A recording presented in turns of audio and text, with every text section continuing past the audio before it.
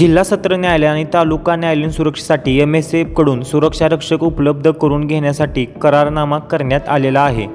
या करारामुळे MSF सुरक्षाकर्मींना आपल्या जिल्ह्यातच नाही तर आपल्या तालुक्यामध्ये कर्तव्य करणे शक्य होणार आहे। संबंधित कराराविषयी संपूर्ण माहिती आपण आजच्या व्हिडिओमध्ये पाहणार आहोत। किती वर्षांचा करार आहे, कोणत्या जिल्ह्याचा समावेश आहे, किती सुरक्षाकर्मी पुरवण्यात येणार आहे, याबद्दल संपूर्ण माहिती आपण आजच्या व्हिडिओमध्ये पाहणार आहोत। त्यामुळे व्हिडिओ स्किप न करता पहा आणि चॅनेलवर नवीन आला असाल तर चॅनेलला सबस्क्राइब देखील करा। जिल्हा व सत्र न्यायालय यवतमाळ व त्याच्या अधिपत्याखाली येणाऱ्या तालुका न्यायालयीन सुरक्षेची जबाबदारी लवकरच MSF वरती सोपवण्यात येणार असून त्याबद्दलचा करार उच्च न्यायालयापुढे सादर करण्यात आलेला आहे। लवकरच त्याची अंमलबजावणी होऊन 250 पेक्षा जास्त MSF जवानांना यवतमाळ जिल्ह्यात कर्तव्य मिळणार आहे। जिल्ह्यातील नेर, बाबुळगाव, घाटंजी, पुसद, महागाव, दिग्रस, उमरखेड, पंढरकावडा, वणी, राळेगाव, मारेगाव, जामणी, आर्णी, कळंब, धरवा या 15 तालुका न्यायालयीन सुरक्षेची जबाबदारी MSF वरती सोपवण्यात येणार आहे। संबंधित ठिकाणी सुव्यवस्था आणि कोणताही अनुचित प्रकार घडू नये यासाठी MSF जवान तैनात असणार आहेत। संबंधित न्यायालयाच्या ठिकाणी नियंत्रणासाठी 2 सहाय्यक सुरक्षा अधिकारी, 2 सुरक्षा पर्यवेक्षक, 93 मुख्य सुरक्षारक्षकांची नेमणूक करणे प्रस्तावित आहे। न्यायालयीन सुरक्षेसाठी हत्यारी सुरक्षा देखील तैनात असणार आहे।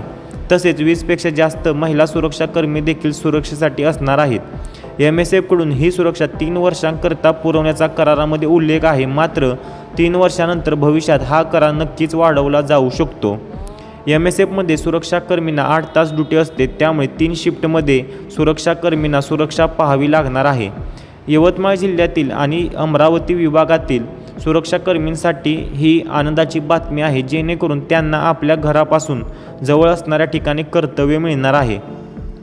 संबंधित कराराची संपूर्ण PDF तुम्हाला पाहावयाची असेल तर डिस्क्रिप्शन बॉक्समध्ये दिलेला टेलिग्राम चॅनेल जॉईन करून तुम्ही ती PDF डाउनलोड करू शकता।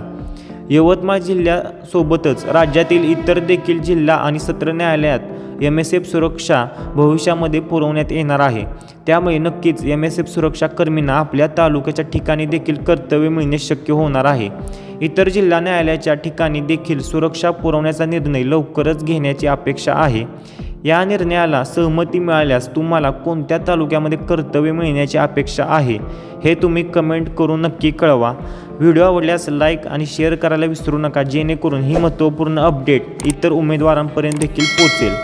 अशीच महत्त्वपूर्ण माहिती आणि अपडेट लवकरात लवकर मिळवण्यासाठी जय महाराष्ट्र यूट्यूब चॅनलला सबस्क्राईब करा। तुम्हाला सबस्क्राईब करण्यासाठी एक क्लिक पुरेशी आहे, मात्र त्याने आपल्या चॅनलला मोठ्या प्रमाणात मदत होणार आहे, त्यामुळे सबस्क्राईब करायला विसरू नका। तो यार बस आज के लिए सिर्फ इतना ही। अब अगर तुम लोग को वीडियो पसंद आई ना तो यार लाइक मारो, कर दो यार, तुम्हारे पैसे थोड़ी ना कट रहे, कर दो।